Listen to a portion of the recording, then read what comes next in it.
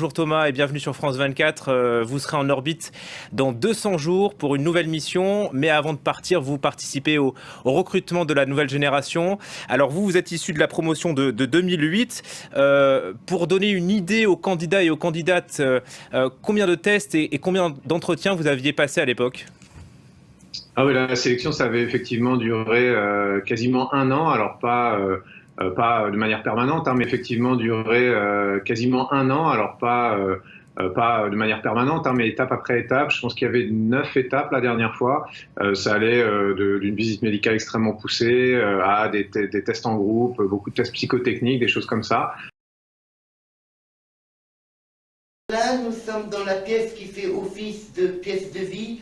Alors c'est à la fois la salle de sport, à la fois la salle de travail, parce que comme vous le voyez, donc ici nous avons l'ordinateur qui nous sert pour regarder des films, faire des vidéos, communiquer par internet. Mais je pense que c'est important de ne pas s'en faire une montagne. Il faut s'inscrire et puis prendre les tests les uns après les autres. Il y a un niveau physique, un niveau de connaissance très élevé. Il y a aussi un détail, je crois, à pas négliger. Un spationaute doit aussi parler plusieurs langues étrangères. Vous en parlez combien, vous ? Oui, c'est ça. Moi, j'ai la chance d'en parler. Alors, j'en parle plutôt mal, mais j'en parle 5 ou 6. Le français, évidemment, l'anglais, la langue de travail maintenant assez internationale. Le russe, l'allemand, parce que je suis basé en Allemagne. L'espagnol, c'était ma langue, ma deuxième langue. Et puis, je me suis mis au chinois, parce que dans le futur, on va sans doute coopérer avec les Chinois. Donc, effectivement, un côté international, c'est important aujourd'hui. On est l'Agence spatiale européenne. Et puis, ces programmes, ils deviennent même quasiment mondiaux. Oui, vous travaillez avec tout le monde. Le recrutement est lancé donc à partir d'aujourd'hui. Vous la voyez comment, la nouvelle génération ? Je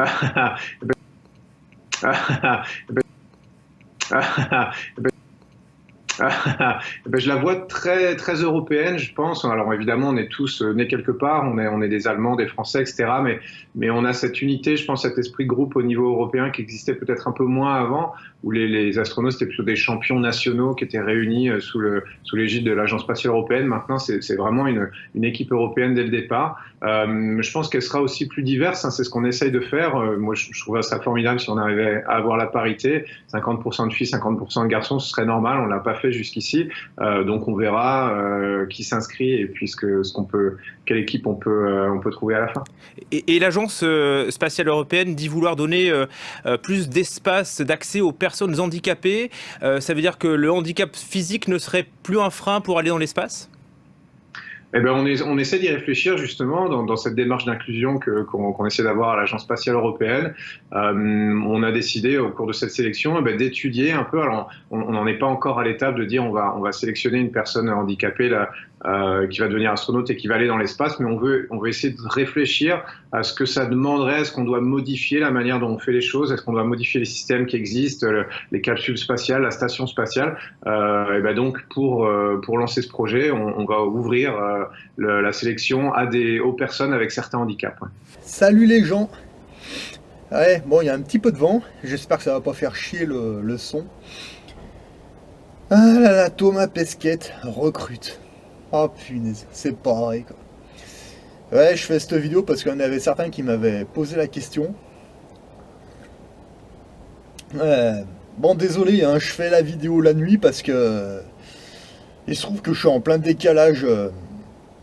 C'est pas un décalage horaire, c'est un décalage professionnel parce que là, j'ai fait des horaires de week-end en fait, c'est-à-dire que j'ai bossé samedi soir de 6h du soir à dimanche matin 6h et dimanche soir de 6h à lundi matin 6h. En fait, j'ai encaissé toute une semaine de boulot en 2 nuits en fait.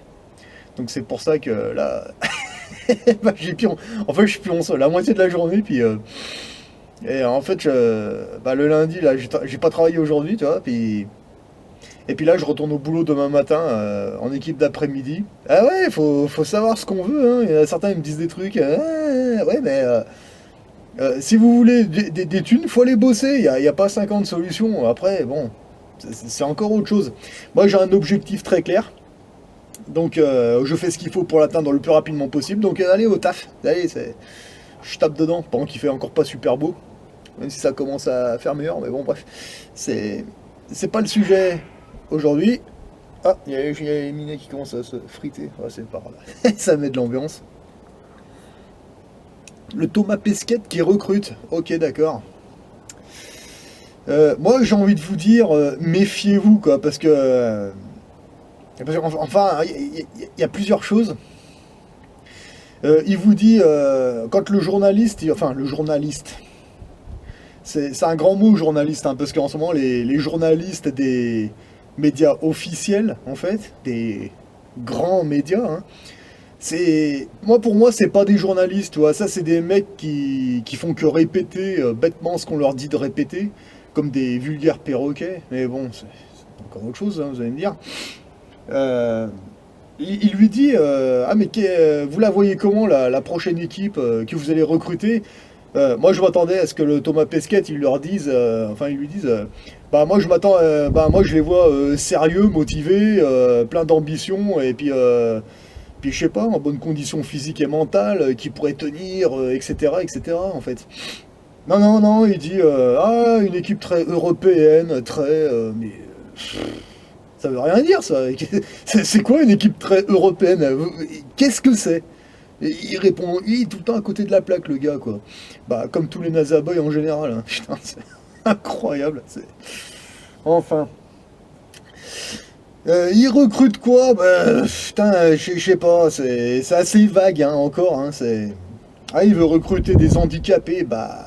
Des handicapés, il y en a plein dans la télé. Hein. Tu sais, Thomas Pesquet, tu vas chez TF1, tu vas chez BFM TV, tu vas chez tous ces crétins là, tu vas en trouver hein, des gens à aller sur ta station spatiale. Il y a juste une petite suggestion, hein, il y a le Sarkozy là, et il paraît qu'il a pris 6 mois ferme. Enfin, tout le monde se doute qu'il va pas y aller. En fait, c'est juste son homme de paille qui va y aller, mais son identité juridique va peut-être y aller, je sais pas, mais lui physiquement, il va pas y aller, on le sait tous. Mais ce serait bien de... Non, c'est un an, hein, je crois qu'il a pris ferme. Mais il va jamais y aller, il y aura toujours des trucs, des machins. Moi, je serais d'avis qu'on lui rétrécisse ça à 6 mois ferme, en fait, et puis Nicolas Sarkozy avec Thomas Pesquet dans la station spatiale. On s'imaginait Sarkozy sans ses talonnettes, là, en chaussettes, là, en train de... Oh, ce serait génial. Ça ferait marrer tout le monde, vous voyez, toutes les folles de BFM TV, les Sarkozy, tous ces cons là, dans la station spatiale. Bah ouais, qui t'a recruté? Bah recrutez les bons. Hein. Putain, sérieux quoi. Oh là là là là là. Et vous, ça vous semble pas bizarre que les mecs ils recrutent comme ça? Ils cherchent à faire un recrutement pour dans 200 jours. Je croyais qu'il fallait 7 ans pour former un astronaute, et puis là, dans 200 jours, donc l'année prochaine. Il va être vachement accéléré là, l'entraînement, ça va être une formation low cost, hein, je sais pas, c'est bizarre. Hein. Mais ils disent qu'ils recrutent, d'accord. Mais ils recrutent pour faire quoi exactement? Parce que c'est pas très précisé, hein. Ils vous disent qu'ils recrutent, ouais. La NASA recrute, ouais, mais c'est pour faire quoi? Parce que, je sais pas, c'est pas précisé, et c'est là que moi je vous dirais, méfiez-vous, quoi, parce que... encore une fois, ouais, il y en a plein, ils vont certainement envoyer la candidature, mais essayez de vous renseigner, ils recrutent pour faire quoi? Parce que, moi, à mon avis, il y en a, ils vont se servir de souris blanche, hein, après, c'est vous qui voyez. Donc, il y en a, ils vont me dire, ah, mais ils ont mis un écran vert, machin, c'est un faux décor, mais carrément, c'est un faux décor, regardez autour de ses oreilles, il est pas dans une salle d'informatique, le gars, on voit bien, là, il y a un tableau et tout, il doit être chez lui, je sais pas, enfin... C'est bizarre. Alors il y en a certains, ils vont me dire ah mais pourquoi il ferait ça? Ben de toute façon, quand tu te mets derrière, devant des mecs qui sont sur un ordinateur, bah ça fait tout de suite plus commercial, ça fait bien, ça fait sérieux en fait. Hein, vous voyez. Salle des ordinateurs. Voilà, faut dire que nous sommes très présents sur le net. Hein. Et encore, la grande question, c'est, ils recrutent pour faire quoi? Hein? Moi, je serais vous, je me méfierais. Hein. Moi, je vous dis, le Thomas Pesquet, j'ai aucune confiance en lui. Pour moi, il est comme les autres, hein. Moi, je pense que je suis désolé de vous le dire, hein, mais moi, je pense que Thomas Pesquet était une pute du système. En fait, c'est une grosse marionnette, un énorme acteur. Je le sais au fond de moi. Alors, il y a les Nazaboy, ils vont me dire, ah, tu crois que tu crois. Non, mais moi, je suis pas dans la croyance. Moi, au fond de moi, je le sais que ces mecs sont en train de vous la mettre, vous la faire à l'envers, quoi. Pour moi, c'est clair. Ils cherchent du monde pour faire quoi exactement? Bonne question, hein. Moi, je me méfierais. Je sais pas si vous avez vu vous allez me dire que c'est autre chose, mais non, c'est très. Ça parle. Je sais pas s'il y en a certains d'entre vous qui ont vu la série V. En fait, je vous parle pas de la série V des années 80. Moi, je vous parle de la série V de 2009-2010, je crois, il me semble. Putain, en fait, il y a tout dans cette série. En fait, ils ont fait 2 saisons, et moi, je pense pas qu'ils se soient arrêtés pour une histoire de budget. Moi, je pense qu'ils ont arrêté parce que il y avait beaucoup trop de messages, il y avait beaucoup trop de choses dévoilées, et là, à un moment, ils ont dû dire, oh, stop, on va pas trop leur en dire. Moi, c'est ce que je pense. Allez voir les 2 saisons, c'est très intéressant, hein. C'est vraiment incroyable. Vous allez voir, au début, ils arrivent, ils ont l'air bien sympas et tout, puis en fait, on se rend compte que, en fait, c'est des grosses putes, quoi. Enfin, c'est énorme, quoi. Mais en fait, ils vous expliquent tout, hein. Ils arrivent, regardez, c'est joli et tout. Puis en fait, à un moment, dans cette série, en fait, il leur explique, venez sur les vaisseaux mers, mettez votre candidature si vous voulez venir, et puis on va vous montrer des choses, vous pourrez subir certains trucs pas mal. Ouais, on croit que, en fait, ils vous montrent l'aspect bien du truc, et puis à la longue, on se rend compte que, en fait, non, parce que les mecs qui vont dans ces vaisseaux mers, c'est des gens qui sont sélectionnés par les V, en fait, parce qu'ils ont un état physique et mental qui correspond à ce que eux cherchent, et pour faire des expériences plus ou moins véreuses, on va dire. Mais ça, ils le montrent pas au début, mais c'est après qu'on arrive à le savoir. Et là, je me dis, la NASA recrute, mais encore une fois, pour faire quoi? Renseignez-vous avant de postuler comme ça, hein. Essayez déjà de voir s'il y a des critères. Parce que c'est clair, hein, là au début, ils vont voir une grosse pile comme ça de demandes, un truc de malade. Alors déjà, sur cette grosse pile, comment ils vont faire leur sélection? Alors déjà, sur toute cette pile, lesquels sont dans la franc-maçonnerie et lesquels ne sont pas dans la franc-maçonnerie. Donc déjà, il y a un gros paquet qui va partir. Alors, ils sont pas francs-maçons, eux? Ok, à dégager. Dans tous ces francs-maçons, lesquels ont une famille, une femme, des gamins et tout, et lesquels sont célibataires, pas d'attache. Alors, il y aura... Alors, sous cela, c'est célibataires, ils ont pas d'attache, ils ont pas de famille, ok, à dégager. On va sélectionner ceux qui ont une famille, des gamins et tout, puis après, ils font leur sélection comme ça, les mecs. Parce que... si c'est du cinéma, moi je sais que c'est du cinéma tout ça, il faut bien qu'ils les tiennent quelque part, en fait, un moyen de pression, vous voyez. Donc on leur dit, écoute, voilà, tu vas faire ça, mais par contre, si tu fais bien ton travail, on va te donner une grosse somme de pognon, tu vas être bien rémunéré, etc. Par contre, si tu as le malheur d'ouvrir ta gueule, tu vois, ta femme, ton gamin ou ta famille, voilà. Et du coup, voilà. Alors qu'un mec qui est célibataire, un peu complotiste sur les bords, etc., pour le tenir, lui... c'est un peu plus emmerdant, si je puis dire. Alors qu'à la limite, le mec qui a des crédits, une famille et tout, c'est vachement facile à tenir en laisse, hein, quelque part.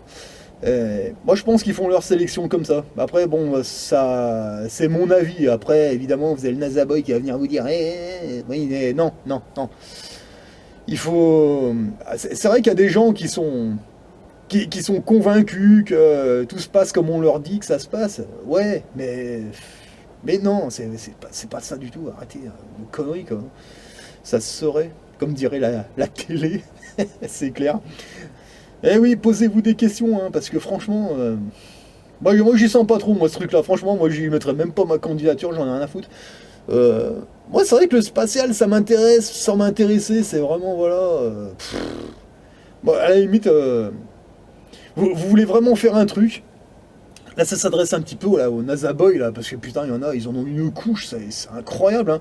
Là, j'en ai trouvé un qui était chez Chrysalide Post, là, putain, mais comment tu fais, Chrysalide, pour supporter ces mecs? C'est incroyable. Là, j'en ai récupéré un chez toi, mais putain, le pauvre gars, quoi. Le mec, tu lui parles de la station spatiale, l'autre, il te parle de tout sauf de ça, c'est hallucinant, c'est incroyable. Mais en fait, les mecs...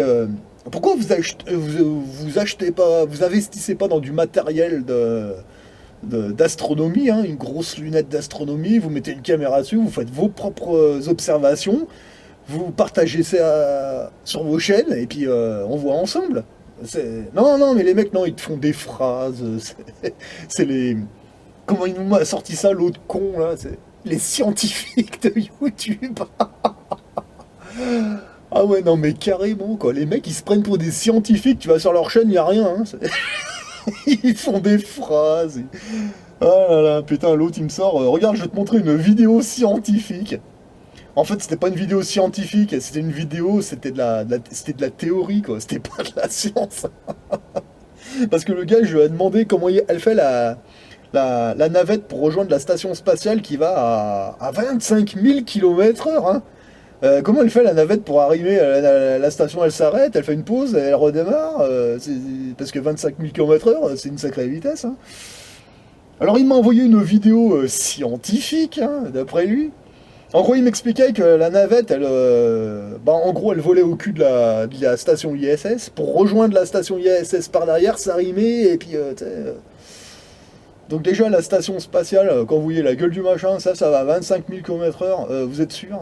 Je sais pas. Donc si la navette, elle rattrape la station spatiale pour s'arrimer derrière, ça veut dire que la navette, elle va à plus de 25 000 km/h. Mais qui c'est qui pilote ça, quoi? Putain, le moindre petit truc, putain, elle part en couille, ta navette, hein, soit dans l'atmosphère, soit dans l'espace, quoi. Enfin, je sais pas, hein, moi je suis pas un scientifique, hein. Mais enfin, il y a un truc qui va pas. 25 000 km/h, waouh. Elle fait un moindre... Il y a un moindre truc, regarde, ta navette, elle se retrouve dans la Tour Eiffel en pas si longtemps, hein. Enfin bon, après, je sais pas, c'est... Parce que, attends, ils sont à 400 km de haut, hein. 25 000 km/h. Elle fait le moindre petit écart, le moindre erreur de même pas 1 millimètre, putain, ta station ISS, ta navette, c'est tout dans la Tour Eiffel ou dans l'Arc de Triomphe, quoi. Le mieux serait dans l'Elysée. Mais bon, ça, c'est...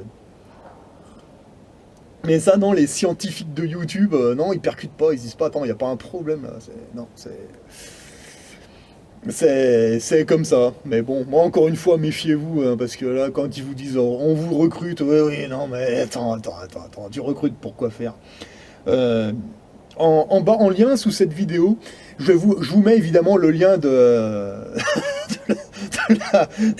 merde. Oh putain, merde, mon café, putain, je m'en fous partout comme un con. Je vous mets le lien de la vidéo du frérot Data Pence, en fait, putain, il a fait son montage, mais vrai bien dans l'ISS, quoi. Putain, c'est un concurrent de la NASA. Oh, fais gaffe, Data, ils vont te prendre pour un concurrent, quoi. C'est clair. Ouais, c'était l'extrait que je vous avais fait voir. Et par contre, je vous mets un autre lien, en fait. Vous irez voir. Ça fera réfléchir à ceux qui veulent mettre leur candidature à la NASA, hein. C'est un bête film, un petit film d'horreur à la con, là, de 20 minutes. Là, c'était les films d'horreur qu'on regardait, nous, quand on était au lycée, en fait. C'est un petit film, là. C'était une émission qui s'appelait Les Contes de la Crypte, hein, ceux des années 80, vous avez connu, en fait, hein. Ça passait sur M6, on regardait ça quand on était au lycée, c'était le jeudi soir. C'était censé être des films d'horreur, mais bon, moi je vous le dis honnêtement, moi je pissais de rire devant ces trucs, c'était hallucinant. Mais il y avait toujours une petite moralité sur ces films.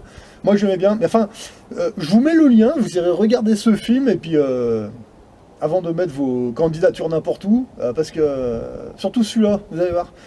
Parce que j'espère que ça va vous mettre un petit peu du plomb dans la tête. Et puis vous direz peut-être, ah ouais, attends, il recrute l'autre con, ouais, mais c'est pour faire quoi exactement? Prêt pour le dernier filage? Quoi? Mais enfin, je n'ai pas encore répété. Vous n'avez pas besoin de répéter. Hamlet est très compliqué à jouer, je ne peux pas faire ce rôle sans répétition. Qui a dit que vous faisiez Hamlet? C'est moi qui joue Hamlet. Vous ne m'avez pas vu avec le crâne en plastique tout à l'heure? Hélas. Pauvre Yorick. Je le connaissais bien, Horatio. Bix, as-tu étiqueté les costumes selon mes instructions? Oui, votre flatulence. Attendez, je vérifie. Si je ne joue pas Hamlet, quel rôle me donnez-vous? Yorick? Yorick est déjà mort depuis 25 ans quand la pièce commence. Il nous a fallu beaucoup de temps pour distribuer ce rôle. Il y en a qui n'arrêtent pas de voler le crâne.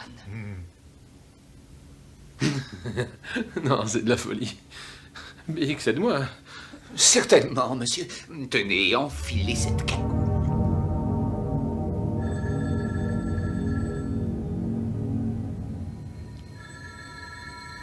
Vous êtes des malades. Et alors? Une bande de cinglés. Ne vous faites pas avoir, hein, parce que ouais, la NASA recrute, oui.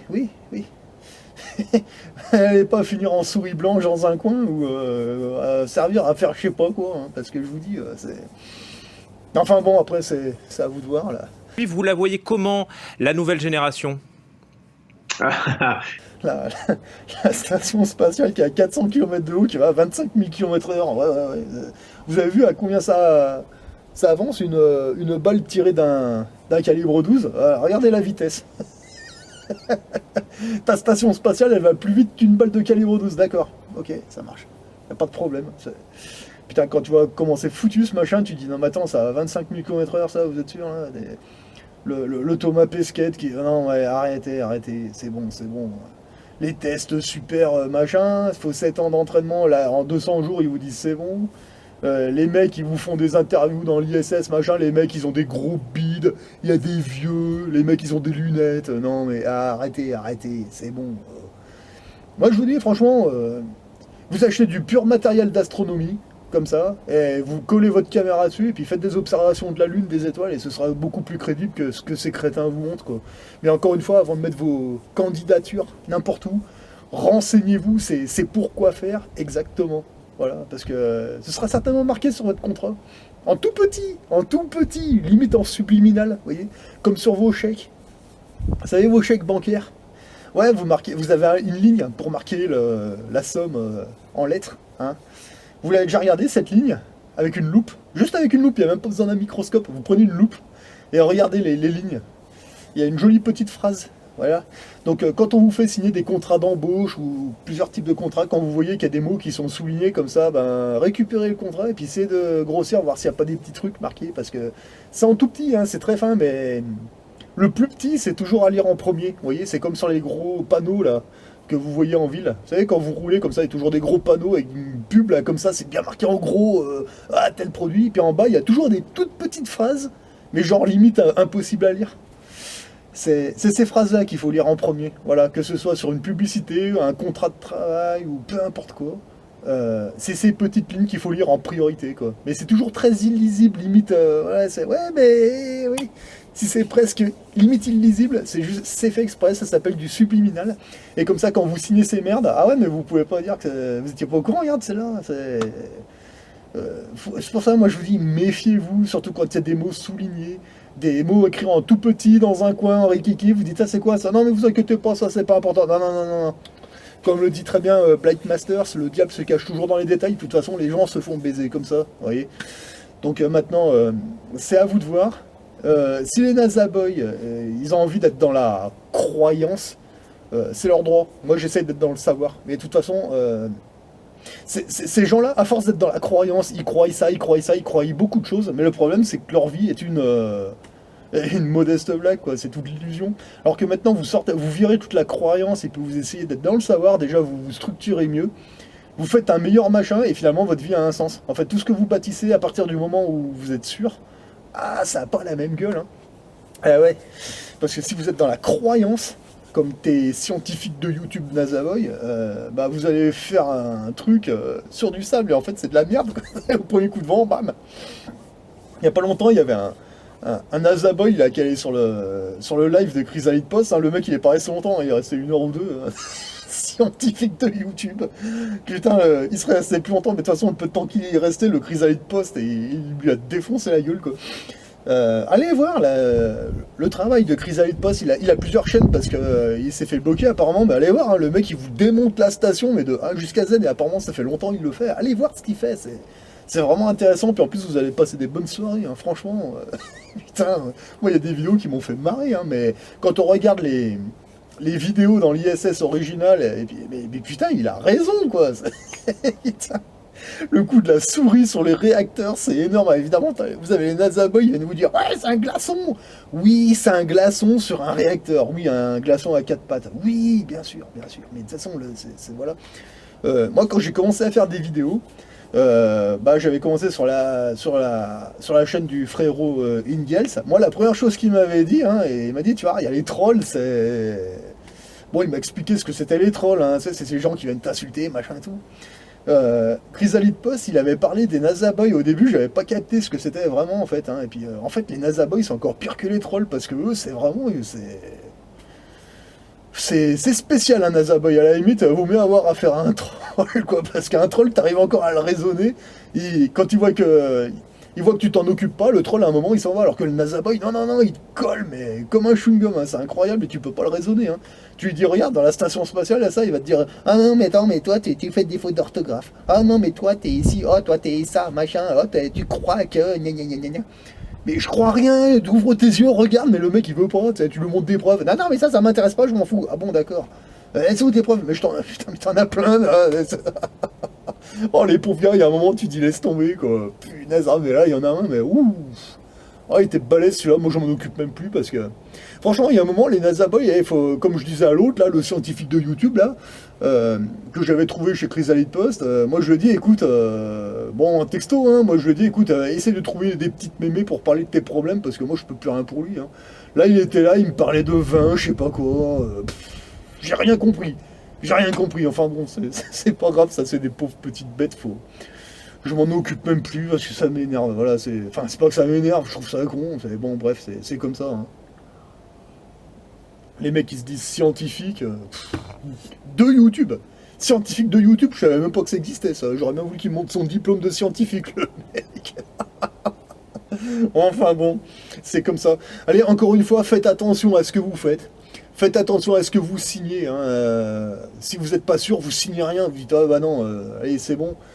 Parce que franchement, là, l'histoire de la station spatiale, là, je vous dis, ça me plaît à moitié, quoi. Ouais, putain, moi, ça me fait marrer, mais enfin, ils font pas ça pour rien. Il y a forcément un objectif final.